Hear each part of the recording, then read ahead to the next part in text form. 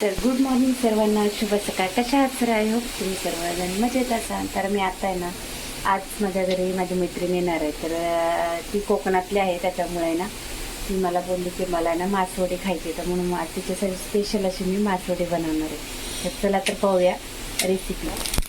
थोडी हावरी भाजून घेणार आहे, नॉर्मल भाजायची, एक 5 मिनिटं.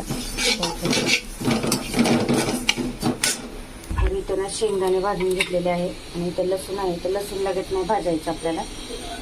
इथं ना 3 कांदे कापून घेतलेत छोटेसे.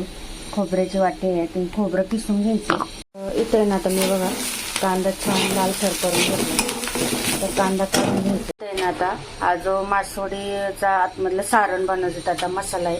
इथं शेंगदाणे भाजून घेतले, त्याची साल काढून घ्यायची. इथं हावरी पण भाजून घेतली. कोथिंबीर आहे जी की आपल्याला खाली टाकण्यासाठी लागणार आहे. कढीपत्ता आहे, लसूण आहे आणि कांदा आहे. नंतर हे ना सगळं आपण भाजून घेतलेलं आहे. आता याची फक्त साल काढायची बाकी आहे.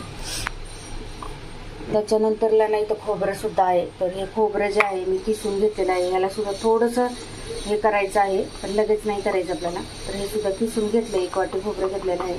तर आपल्याला जो रस्सा बनवायचा आहे, तर त्याच्यासाठी मी मसाला दाखवतो तुम्हाला काय काय आहे. तर हा रस्स्याचा मसाला आहे, जे की आपला रस्सा बनवायचा आहे. खोबरं घेतले, डाळ घेतलेली, भाजकी डाळ घेतलेली, खडा मसाला जो आहे तो घेतलेला आहे. तर कांदा घेतलाय, 2-3 मिरच्या घेतल्यात. तुम्ही लाल सुद्धा टाकू शकता, तर हिरवे टाकलेले आहे. कोथिंबीर, कढीपत्ता, एवढा हा जो मसाला आहे ना, हा मसाला आपल्याला म्हणजे रस्सा बनवण्यासाठी बनवायचा आहे, वाटण बनवायचं आहे. ह्याच्यातलं खोबरं आहे ना, ते ह्याच्यात नाही टाकायचं आहे. तर हे का अर्ध खोबरं आहे ना आपल्याला सजावटीसाठी, म्हणजे आपण खाली टाकतो त्याच्यासाठी ठेवायचं आहे. तर हा जो मसाला आहे हा सर्व याचा आहे मासवडीचा. तर याची तयारी झाली आहे. तर आता तोपर्यंत आपण दुसरं काम करून घेऊया. एक कढई घेतली, त्याच्यामध्ये तेल टाकले. त्याच्यात थोडंसं आता आहे ना आपल्याला लाल तिखट आणि हळद टाकून घ्यायची. तर आता याला आहे ना उकळी आली ना, तर याच्यात बेसन पीठ ना थोडं थोडं करून बेसन पीठ टाकून घ्यायचे. त्याच्या अशा गुठळ्या झाल्या नाही पाहिजे. तर आता पाहू शकता, असं सारखं हे करायचं आणि ह्याच्या ज्या गुठळ्या आहे ना या अशा झाल्या नाही पाहिजे. असं एकदम सारखं हे करत राहायचं, मला हलवत राहायचं आणि एकदम घट्ट बनवायचं, शिजून द्यायचे. आता 5 मिनिट आपण याच्यावर झाकण ठेवू. तर याच्या बघा आता बेसन पिठाचं पूर्ण असं गुठळ्या फुटलेले आहे.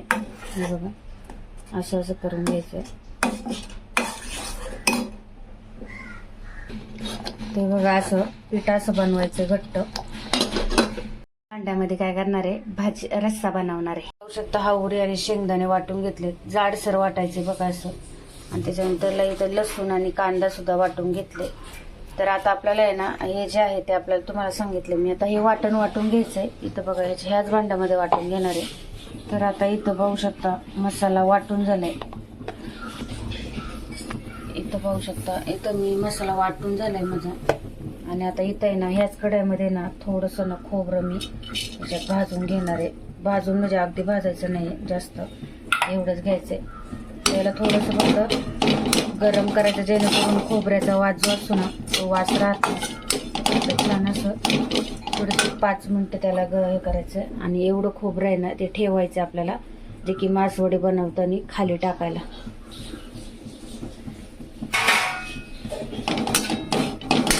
तर याच्यातच ना मी आता तेल सुद्धा टाकून घेतलंय. तेल टाकलं मी याच्यात थोडंसं कढईमध्ये. थोडंसं ना मी कढीपत्ता टाकणार आहे.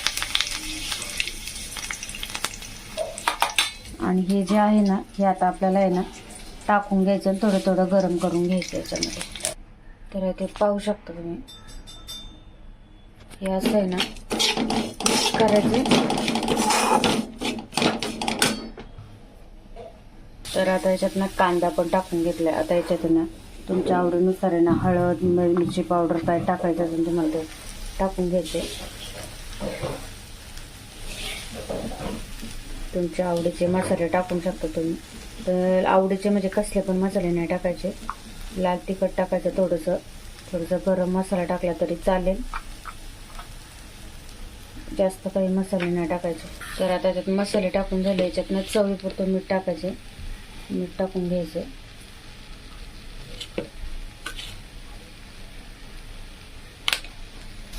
तर आता तुम्ही पाहू शकता हे सारण तयार झाले आपलं. याला एका भांड्यात ताटात काढून घ्यायचं ना. मी पटापट ना मासवडी थापून घेतली. तर पीठ थंड होऊन नाही द्यायचं, लगेच थापून घ्यायची गरम गरम, जेणेकरून मासवडी आपली ना छान बांधली जाते आणि आतलं सारण आहे ना घट्ट बसून जातं आतमध्ये म्हणून.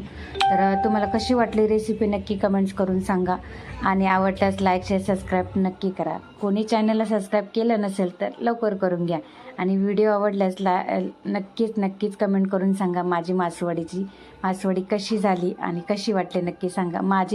आमची गावाकडची पद्धत अशी आहे तर मी अशी बनवते. तर माझ्या मैत्रिणीला खूप आनंद झाला हे खाऊन, तिला खूप आवडतं. कसं दुसऱ्याच्या चेहऱ्यावरचा आनंद, दुसऱ्याचं पोट भरलं म्हणजे आपलं भरलं.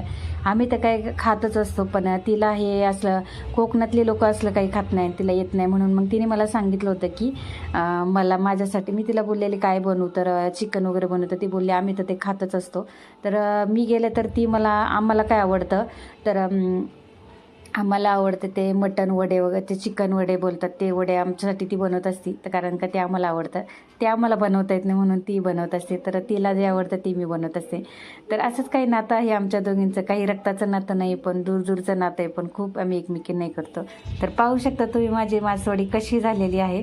तर कशी वाटली आणि कशी झाली ते सांगा. मी फर्स्ट टाईम म्हणजे सेकंड टाईम बनवलेली आहे. तर पाहू शकता माझी मासवडी किती छान झालेली आहे. तिला खूप आवडली प्रचंड प्रमाणात आणि तिने खरं तर सगळी मासवडी आहे ना म्हणजे उरलेली सुद्धा घेऊन गेली तिला इतकी मासवडी आवडली. तर मला खूप आनंद झाला. तर इथं बघा मी हे बनवलेलं आहे सार बनवायचा, त्याचा रस्ता असतो तो. तर इथं जेवण वगैरे घेताना काय व्हिडिओ बनवता नाही आला, नंतर जेवण झालं ते फोटो वगैरे बघत होते आमच्या लग्नाचे. तर चला बाय बाय.